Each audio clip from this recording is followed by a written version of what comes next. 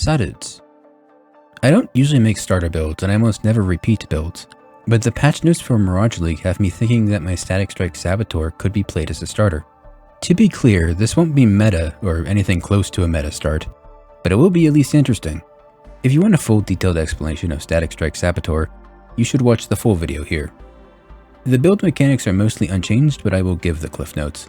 The unique mace, Tenosyn Felling, summons mirages when you use a strike or a slam skill. These mirages will repeat your attack. Because it is a spell, it is doubled by Saboteur's trigger bot, causing 2 mirages per attack. The strike skill Static Strike puts a buff on you that does pulses of lightning damage around you. But when a mirage does it, the static falls on the floor for its full duration. These can't stack. The reason I think this will be really good is because of the buffs to Static Strike. Zap range is good, it's a bigger AoE, but more importantly, the duration is increased by 1 second and the beams scale better. We already scaled the duration on the old Static Strike build for more stacks, but with this and the cooldown buffs, we can get way higher than the 12 stacks we had before. The better scaling on the beams is about 15% more damage as well, and both these buffs stack multiplicatively with each other. There's also a lot of melee minion hybrid gems that could potentially be something. Mirages are not minions, but the wording "source other than yourself" should apply. The Howling Flame they showed probably would not work. It says it gives fizzes extra fire to attacks from other sources by consuming the buff. Best case scenario, it snapshots it for the entire static, but realistically it probably only happens to a single tick. Not everything is a buff. Sap lost Explosive Expert in one of his reworks since Settlers League, and that provided a lot of damage. Actually, we don't even have a 4th Ascendancy point now, so we need a Bloodline. If we also do the Yin and Stand ward scaling gimmick again, we can play around with the Olroth Ascendancy. While chance to restored ward on hit looks good, I don't think it works with Mirages. Mirages can't proc life gain on hit, and I'm assuming it follows the same thing. The other parts like dot reduction with ward or ward not breaking for small hits could be good. Ward shatter looks like a meme, but skitterbots might be able to double it. We'll play around with it. We can also just drop Sab's blind as well for another point in Olroth. It's not that important. Now there's a glaring flaw with this starter plan. Mainly, what do you do during campaign? Tenosyn Felling is a level 61 weapon that only drops from Settlers shipment quotas. Till then, I'll probably play around with the new Holy Slam skills. Sap Ascendancy doesn't really do anything till Felling, so probably go Assassin and take the power charge node, then use that Holy Slam that consumes power charges. If all else fails, Smite works usually, or maybe the new Static Strike.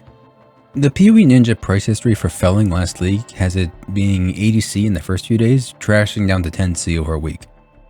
Yin Stand on the other hand is a lot more expensive. It takes about a week to drop to 150C, which would probably be about 2 divines.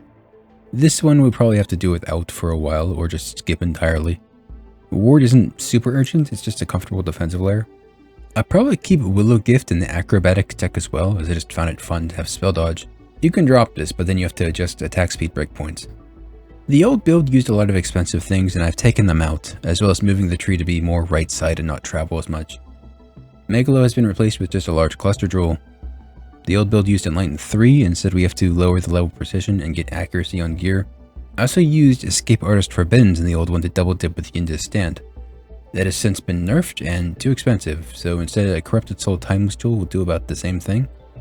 There isn't a major EHP change, and it's about 30 to 50C in week 1. Should be fine. You do have to worry about getting any attack speed on the pathing nodes of the Timeless Jewel though, as we have to worry about cooldown breakpoints with this. I'll be honest, whenever there's a cooldown breakpoint, I often just blindly add attack speed or cooldown reduction and hope for the best. But not this time. This time I'll actually try to fix it. And by try to fix it, I mean I'll ask an AI to do the math for me and blindly believe it. Barely a step up from what I did previously, but it's progress. AI says cooldown breakpoint is 1.51 attack speed and 61% cooldown reduction. To get this attack speed, we have to reduce our attack speed. We do this by having melee fizz socketage for 10% less, a warrior's legacy for 20% less. This also potentially adds another mirage, but it's weird and buggy. And lastly, the two-handed mastery for 10% reduced. All of this is to counter the mandatory attack speed we have to take. This should give exactly 1.51 attack rate. 61% cooldown reduction is easy, 50 from Sab and 11 from 4 Abyss Jewels. Technically it's 62%, but 61 is the breakpoint. With 61% cooldown reduction and staying under 1.61 attack speed, the AI is predicting 24 to 26 static strikes, which is double of what my old build had. Insane if true, but I have a feeling it's hallucinating a good build.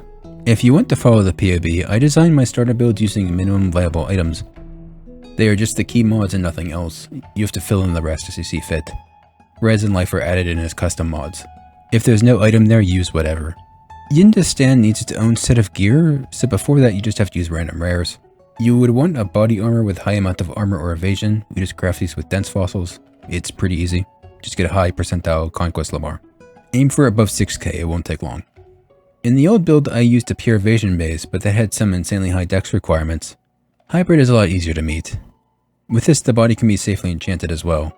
You can optionally run a ward helmet and boots for the suffix faster restoration of ward. This halves the ward cooldown from 2 seconds to 1 second. Might not be needed with the Olroth Ascendancy. If you do this, you need to craft flat evasion on each piece of ward gear in order to proc the evasion mastery for spell suppression. Alternatively, just use random rares. Just make sure they have evasion. Don't craft these, they come from shipping to Kalgor. Used to be for Veracium, but they changed it, so now I have to figure out what plant gives it. Should be a ton on trade if people were bothered to list them. Alternatively, we could just not do Yinda and abandon the ward gimmick entirely. If we instead use a max cooldown belt and the Delirium Ascendancy for more cooldown reduction, we could hit 100% cooldown reduction, which is another breakpoint. This lets us drop a Willow Gift and Warrior's Legacy entirely, as we actually need more attack speed now.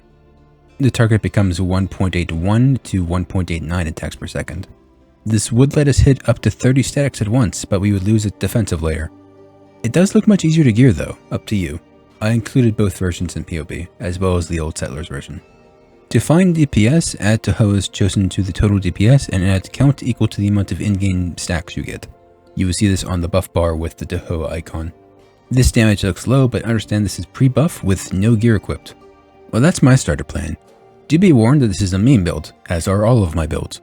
It's always a good idea to have a backup plan in case felling suddenly becomes a T0 unique for some reason. And that's about all for this one.